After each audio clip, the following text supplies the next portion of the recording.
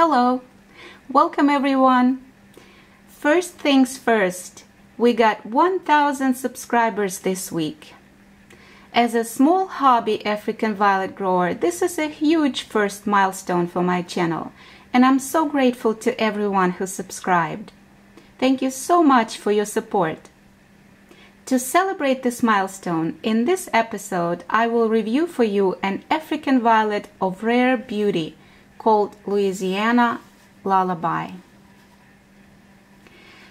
This variety was hybridized by Paul Sorano of Lyndon Lyon Greenhouses, and it was registered with the African Violet Society of America in 2008 under the registration number 9935. I received it 2 months ago in July of 2020 from one of my favorite eBay sellers, Woodland Blooms. It arrived together with 2 other standard varieties. One is called Ancient Lace, and another one is called Raspberry Crisp. And each of these plants made good progress since their arrival, and they're preparing to bloom as well, and I can't wait to see their blooms.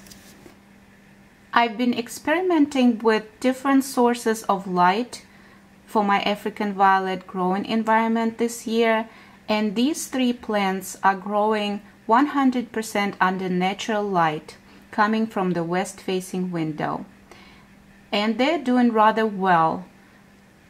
Louisiana Lullaby was the first one to bloom. Louisiana Lullaby is a regular standard which normally grow from 8 to 16 inches across. This plant has grown up to 9 inches so far, and it is grown in a 3-inch pot. The size of the pot for regular standards is recommended at 4 inches in diameter, so I will repot it next time to a 4-inch pot, and this will be the size of its permanent home. This variety has medium green, ovate, quilted leaves, and there's also serrated in the description, and serrated means that they have little zigzaggy pattern on the edge.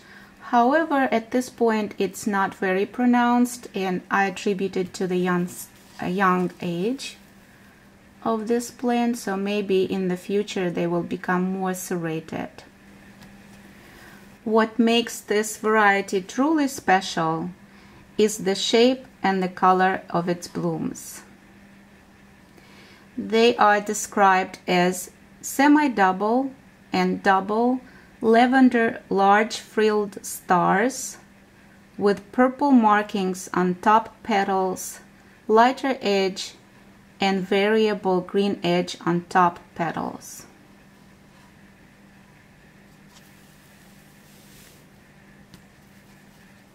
The darker purple on the very top and the green edge become more prominent at the younger phase of the bloom development, and then as the bloom keeps growing and becomes older, it becomes less prominent, but it's still noticeable here on the very top. And I will include some close-up pictures at the end of the video so you can enjoy the truly spectacular large blooms. This is easily one of the varieties in my collection with the largest blooms. They are about 2 3/4 or 7 centimeters in diameter, and they grow in size as they get older. So here is the oldest bloom, and to compare it to a dime coin so you can visually see the comparison, this is the size of the bloom. Truly magnificent. This young plant has 4 bloom stalks with multiple buds, so it is a very good bloomer for the first blooming cycle.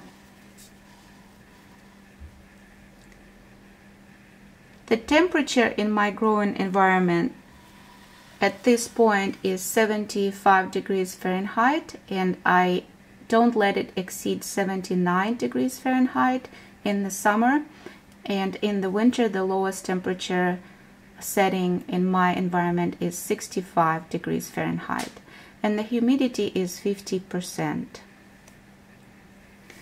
I grow this plant on a wick, just like all of my other African violet varieties, and I have a wick watering video on my channel if you'd like to check it out.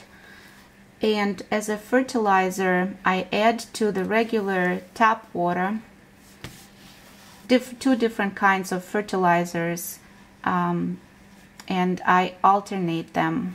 So sometimes I add 1/4 teaspoon per gallon of Dynagrow at 795 NPK ratio, and sometimes I change it to Jack's Classic